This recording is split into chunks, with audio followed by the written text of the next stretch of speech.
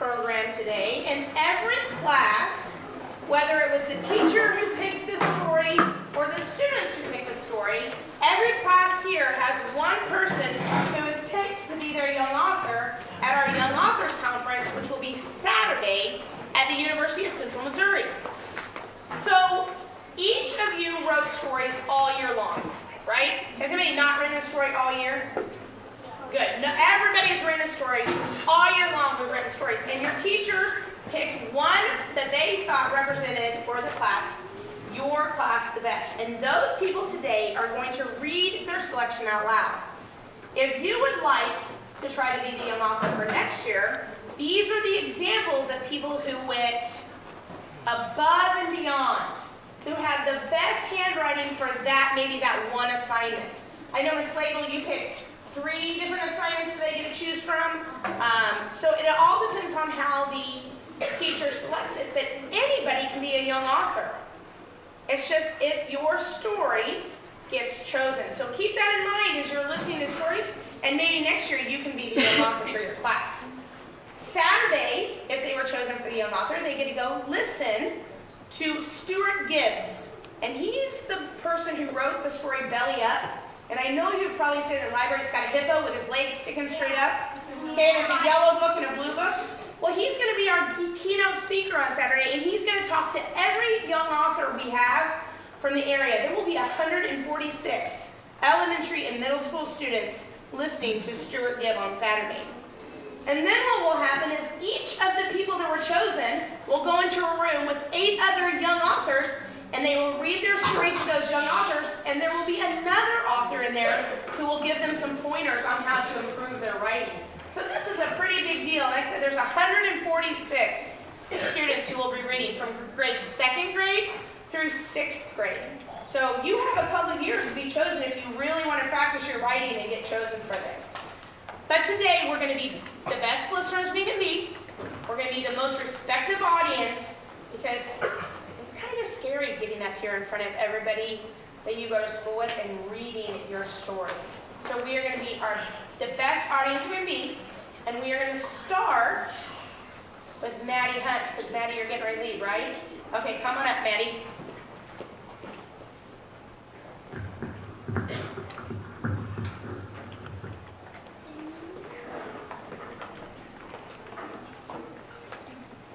And for those of you that are going Saturday, your ticket to get in is your name tag, and I have it on your story, okay?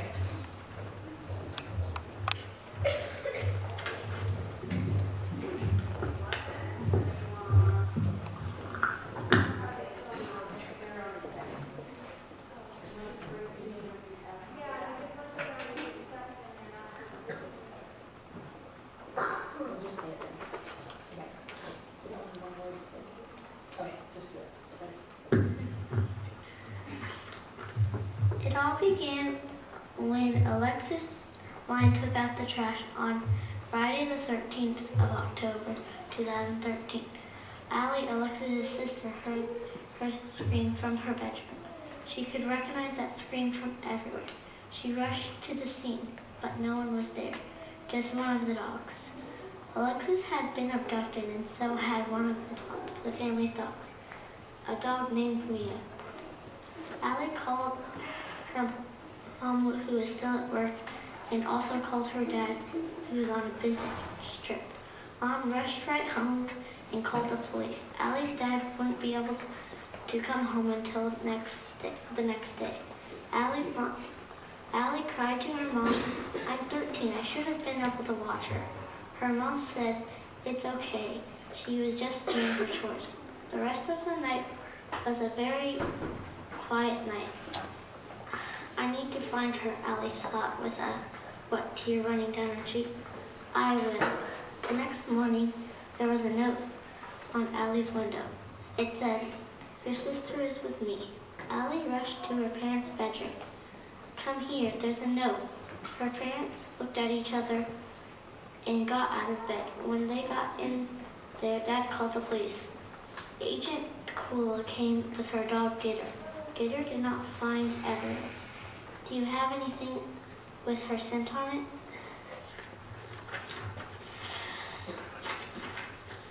Yes, answered Mom, trying to smile, but then she started to cry. Her teddy bear. The dog sniffed her bear and picked up the scent.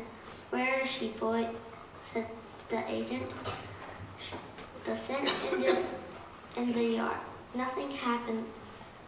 The next morning, Mom told Allie to pack a bag and told her that would be going to Aunt Maggie's at 2 o'clock. Allie got to bring a friend, so she chose her friend Adrian. Her friend since preschool. At Aunt Maggie's, they ate mac and cheese, and the following day went shopping. Alexis was not having fun. Where is Mom? Alexis asked her kidnapper. I'm not telling you, he answered. Who are you? Alexis asked. Nobody. Where are we going to? Kansas, said the kidnapper. The kidnapper returned and said, our flight has been canceled. Allie was at the mall when she saw a dog. She looked at Adrian and then said, hey, that looks like Mia. They got Aunt Maggie and pointed out at her. They went and got her. Who brought the dog here? Allie asked the worker. The worker, I don't know. It just showed up at the kennel yesterday, said the worker. They took the dog home and Allie sat down with a book. What are you reading? Asked Adrian.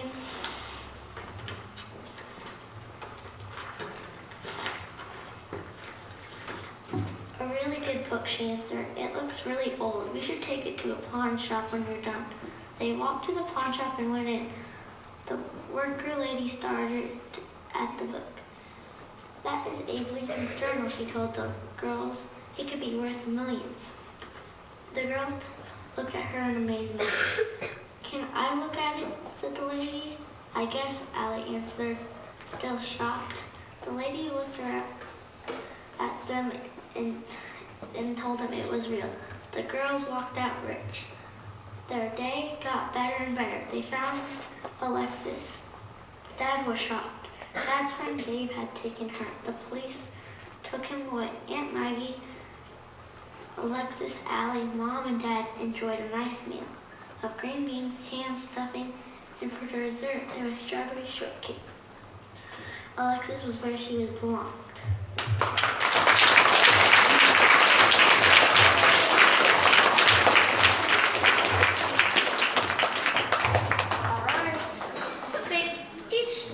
Gets a little goodie bag that it's got a pencil and a pen and an eraser and a notepad to help them continue with their writing skills. There's also an inventor book in there that maybe they can also be creative that way. So our next young author is Kylie Miller. Not Kylie. Kaylee, sorry, Kaylee.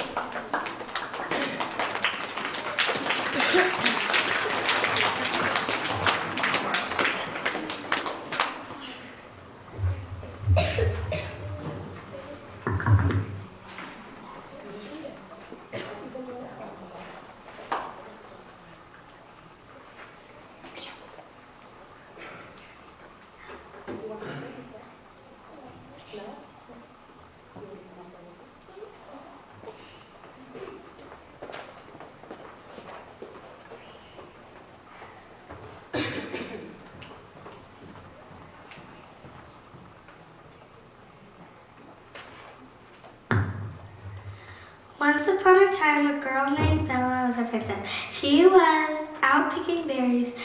Then she saw a witch carrying cushion. Bella followed her to her house and knocked on her door, but no one answered. The witch saw Bella and took her inside. Inside there she saw lots of cushions.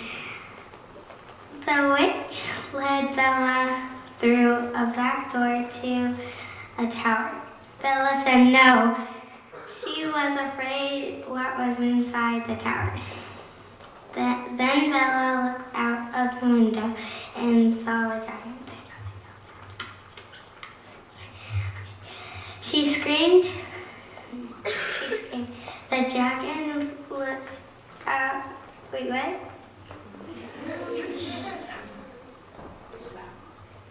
Oh, fire and scratch the tower. A prince was riding on a horse and saw the tower and fell out. He faced the dragon. The dragon and the prince fought for an hour. Then the prince won because he stabbed the dragon in the stomach. The princess found a rope under a rock. She let the rope go down. The princess climbed down and ran. The prince took her to see the queen and king, and Bella and the prince lived happily ever after.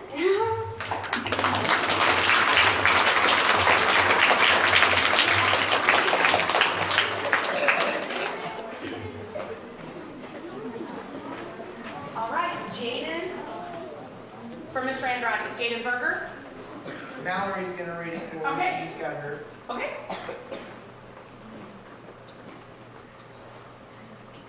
Mallory, thank you for being a stand-in for her.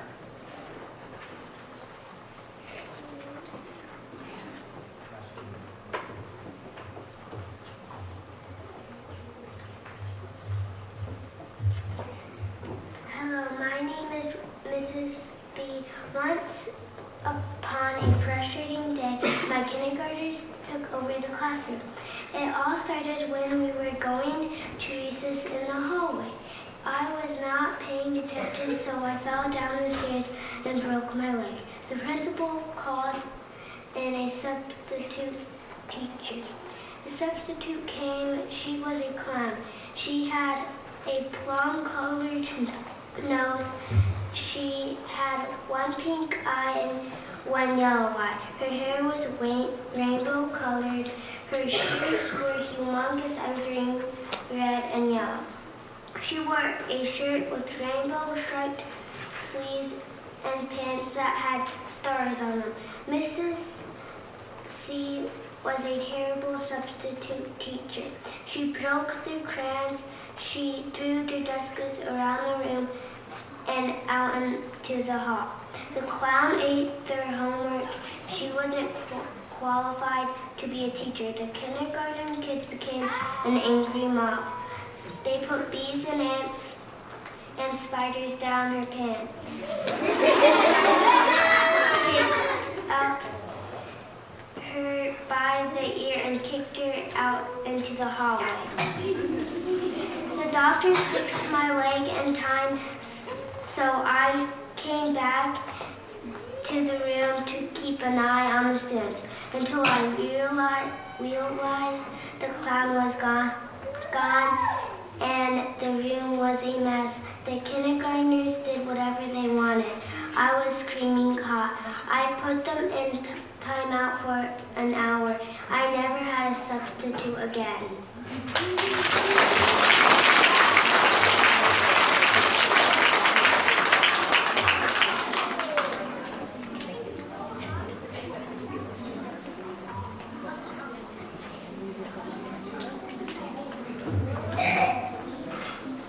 That was an excellent job. She just knew, like, what, 10 minutes ago, Mr. Andrade, that she was going to have to read it. So applause for her for reading something else. And next from Mrs. Beamer's class, we have Shaden. How do you say your last name? Sapaw.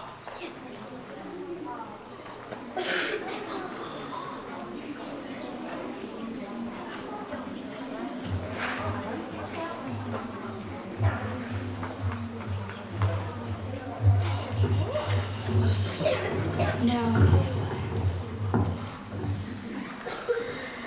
Once upon a time, an cold, snowy night in New York, Santa was on his way back to Norfolk.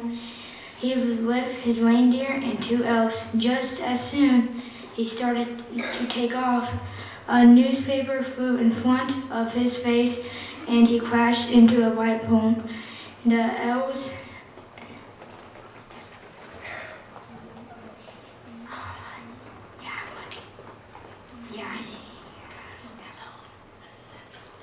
assessed the situation and made sure Santa and all the reindeer were safe. People started to gather around the sleigh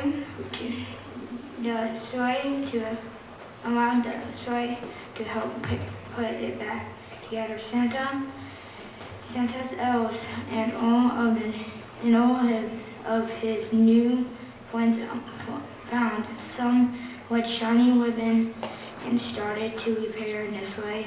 Soon Santa was on his way back to the North Pole with a trail of red ribbon.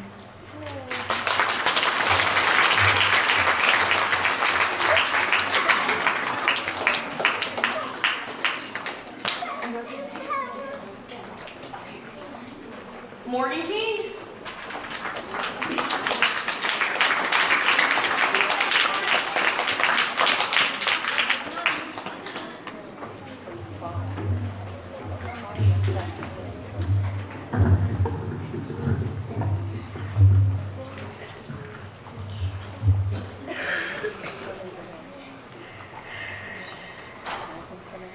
My name is Morgan King. I'm from Miss Slagle's class in second grade. The Last Fox by Morgan King. It was the winter of 2013. There was a fox named Fang. Fang was lost in a blizzard. His mom went through the blizzard, but he didn't get through the blizzard.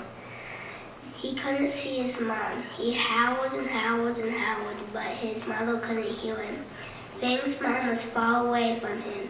Fang tried to go through the blizzard, but he could not. Fang looked for a shelter to stay in until the blizzard was over.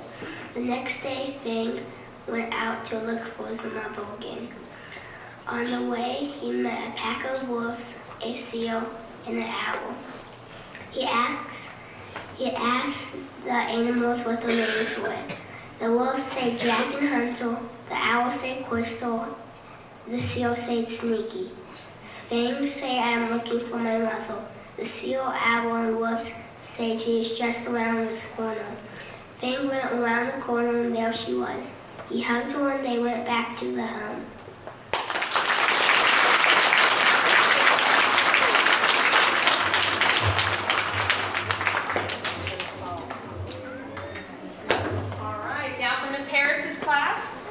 William Edwards.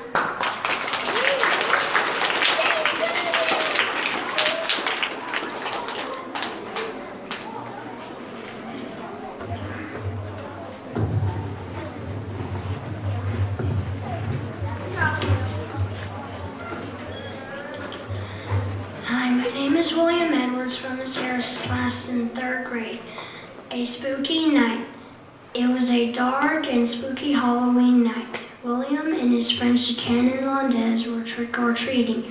People say there is an old haunted mansion at the end of the forest. Londes kept on picking up rocks as we went down the sidewalk.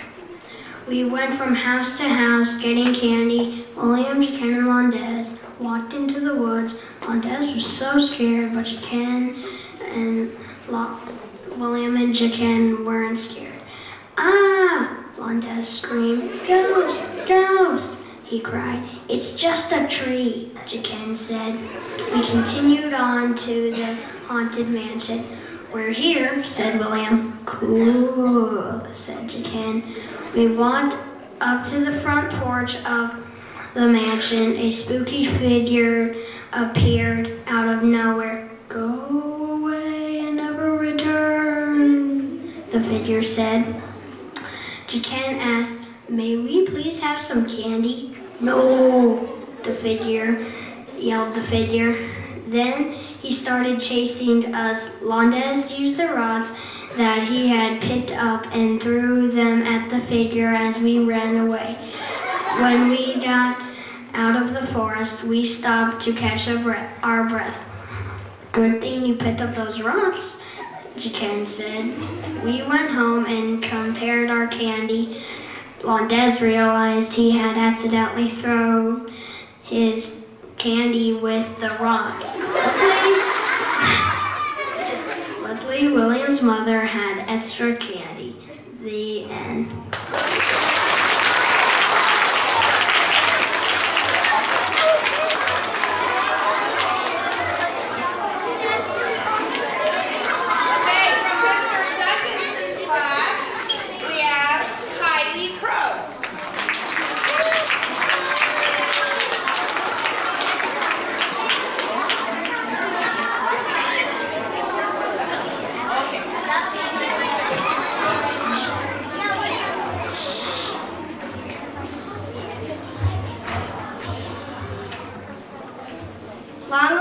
ago, there was a town named Horseland. There were only 2 horses that had a problem with each other. One was Charlotte, the other was Macy. Charlotte started it when she said she was the best in Horseland. Then Macy said no, then Charlotte said yes, and pushed Macy into the Horseland lake. Macy came out of the lake drenched. All the way home, poor Macy had to walk home drenched with moss and fish hanging from her feet.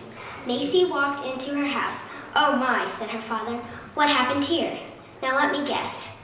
Something with old Charlotte again." "Yes," replied Macy. "Will I have to go talk to her mother again?" asked her father. "I guess," replied Macy. "Well, for now, just go wash up for supper, and while you're at it, get the fish washed up too and put them in a bowl for supper tomorrow night." Charlotte was at her house eating supper as well. As her mother asked her, "What did you do today?" Charlotte mumbled, Her mother asked, "Did you and Macy get in a fight again?" "Well, I'll just have to go talk to her father." The next day, both Macy's father and Charlotte's mother were going to each other's houses. Just then they ran into each other and were both startled. They started to talk about Charlotte and Macy. Why are those 2 always fighting? They both didn't know why Charlotte and Macy kept fighting, so they both went back to their houses to talk to their girls. Charlotte's mother and Macy's father both asked their girls, "Why do you 2 girls always fight?" Then Charlotte and Macy realized there was nothing for them to fight about. They both met at the lake the next day. They talked and they realized they could both become best friends forever. They decided from now on, for the rest of their lives, they would become best friends for life.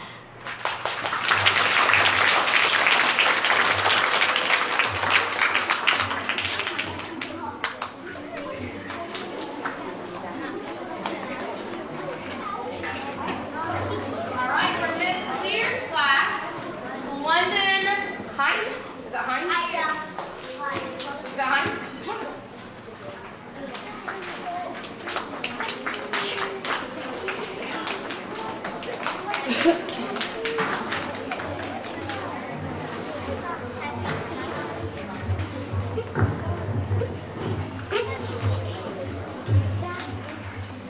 In a country far, far away place, there was a little family. The boy's name was Jude, and he had a big sister named London. Now this is the story. Jude was going on a walk with London in their backyard, about to go out the fence. Suddenly they heard something weird from the ground. "Is it an earthquake?" said Jude. "I don't know," said London. They didn't know what on earth was going on. Suddenly a dog came out of the ground. His name was Kingston, but everybody called him Super Dog. He raced over to them and said, "Hi, I'm Super Dog. Who are you guys?" "I'm London, and this is Jude." "Say hi, Jude." "Hi," said Jude. "I found this mouth under your house. Let's follow it," said Super Dog. "Let's go," said London. "First, let's tell Mom," said Jude. So Jude ran inside to tell Mom they were going on an adventure with Super Dog. Mom nodded okay and said, "Be back before lunchtime." Then they walked through their backyard with Super Dog leading the way. The backyard suddenly changed. It turned into a jungle. "Whoa, we're in the Oompa jungle," said Super Dog. "Watch out!" shouted Jude. They ran, dodging, flying bananas. Finally, they came upon a path. "This is it," said Super Dog. "We should follow the path. It will take us to a treasure. They walked a little ways. Super Dog started sniffing and digging with his paws and nose. Jude and London helped him dig with his hands. What they cupboard was a treasure chest. They opened it. It was full of gold and corn dogs.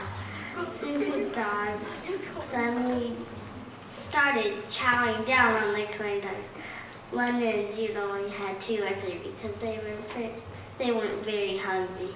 London suddenly realized the time and knew they had to get back or their mom would be worried.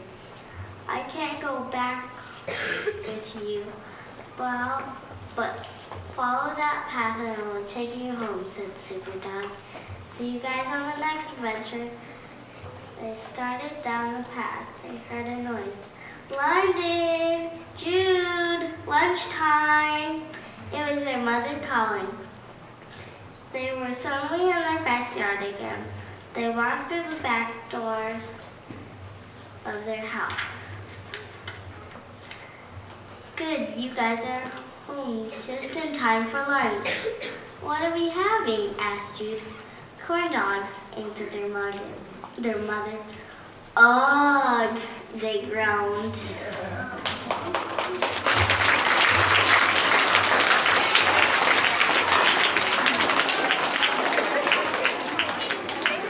Okay, from my class, we have Janelle Maharaj.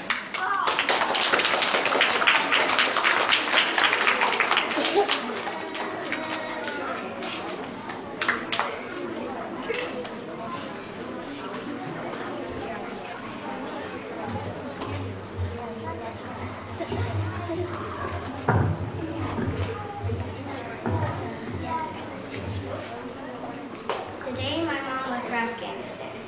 It was a rainy day in July and we had to wake up early. And when I mean early, I mean really, really early. The sun was still sleeping and so was the rest of my family. Today was the day my mom was leaving for the airport to go to Afghanistan and fight for our country. All she had was her M16 and 2 military bags.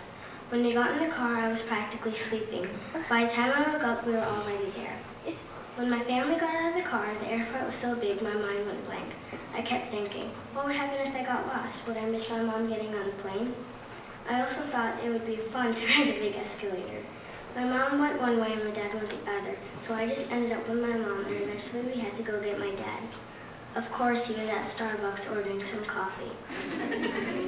Once he saw us, his jaw dropped. He knew he was busted. Once we found my dad, he asked us if he wanted anything, and my mom said no because she had to go meet her coworkers. My mom was so happy she ran and hugged her friends as soon as she saw them. I saw some other families crying there, but I held them because my mom told me not to cry. When we got to the front to give the lady my mom's plane tickets, I hugged my mom so tight I couldn't let go. How am I supposed to survive without my mom? Who's going to comb my hair or help me when I get hurt? I know my dad will try, but he doesn't do things like my mom. As soon as we said our goodbyes, my mom left. We went to follow her and look at her through the window. I tried to wave, but I couldn't reach, so my dad had to hold me up so I could see her and wave. Maybe my dad can do things right. When we left, I felt so sad I wanted to cry even more, but I made a promise and I wasn't going to break it. As soon as her plane left, we left to go home without my mom. Just then I had a brilliant idea. I was going to make a bracelet for my mom with some beads a friend of mine had given me. My dad mailed my mom a package and put the bracelet in it. The next time I saw her on Skype, my face lit up with happiness because she was wearing the same exact bracelet I had made for her. It turns out it's not so bad having my mom serve the country. My dad is doing a pretty good job, but he wants her to come home even more than I do. If it is good for the country, it is good for me and my family. I'm really proud of my mom, but then again, I still can't wait for her to come home so I can give her a huge hug.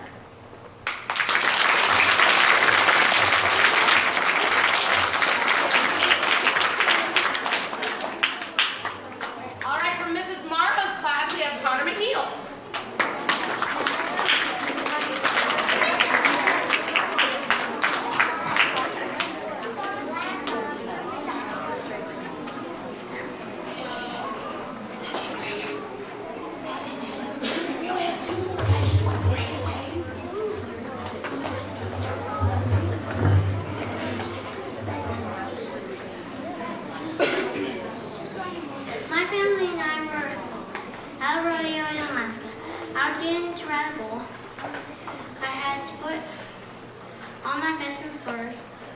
I had to wait until it was my league.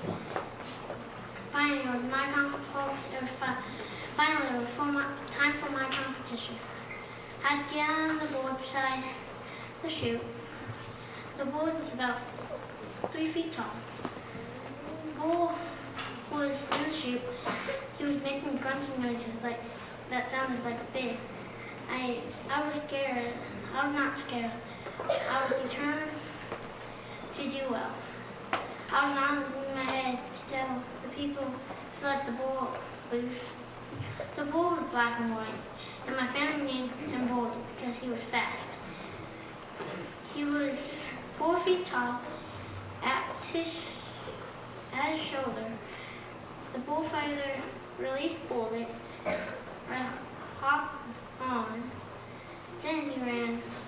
Out the chute, I tried to stay on for 6 seconds. I was holding on for dear life. Bullet was running around the arena fast. I was hanging on. Finally, the buzzer went off. I fell on the ground. The bull put a foot stamp on my back. My dad came to the rescue as a rodeo clown and got the bull out of the way so I could escape. I won a belt buckle because I lasted for 6 seconds. The buckle had a bull bucking on it. I was proud. Mom said if I stayed on, I could get a vest and a sweatshirt. I wish I could go back to Alaska and ride a bull again and go to a rodeo. It was so much fun. I miss it.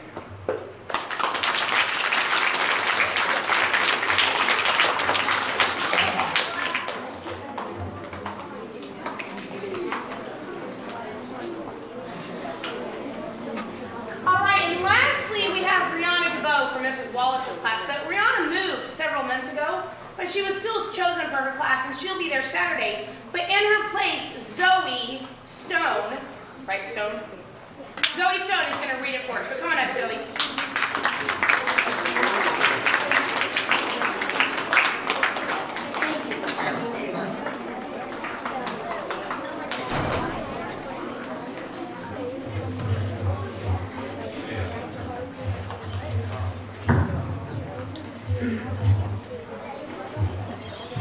My name is Sarah Spassky. I may seem like an ordinary girl, but that's what you think. I'm really a wizard. I grew up in Wizardry Town and I go to Wizardry High. I have lots of friends. My mom married a human, so since it's school vacation, my mom wants me to spend it with my dad and try to be an ordinary girl for months. My mom said that I'll have to go to human school. Sarah closes her diary and sticks it in her bag with all of her stuff. She looks up at her empty room and gets ready to go. So are you ready, says her mother. Yep, says Sarah. Oh, goodbye. Oh wait, take these if you get dizzy after the trip, says Mom. Okay, Mom, I'll miss you, says Sarah as she walks through her portal. Man, Mama's right about this Disney stuff. Going through the portal and all. Sarah writes in her diary as she closes her book and looks up to see her father's house. She goes up and knocks on the door. Oh, welcome, says her dad. Sarah walks in to see a completely messy house. Pizza is on the coffee table and spilled soda's on the couch.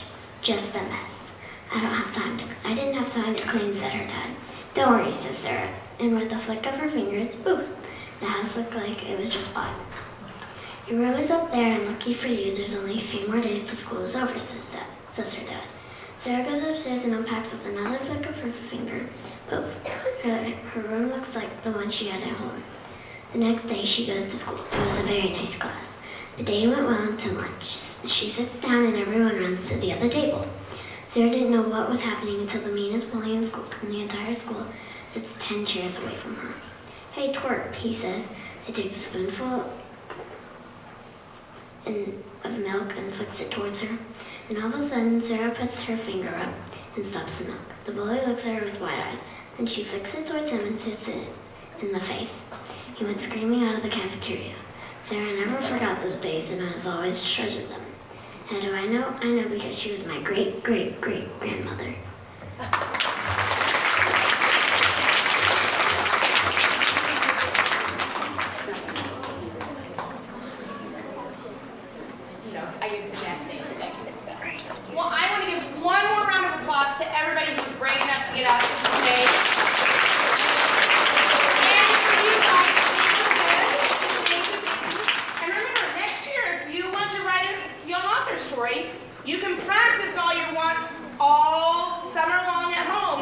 then next year, when your teacher gives you an assignment for an in-class writing, you can write your best story to hopefully be picked for young authors.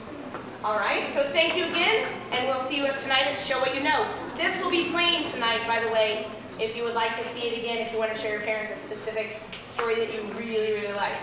So thank you much, and you guys did awesome today.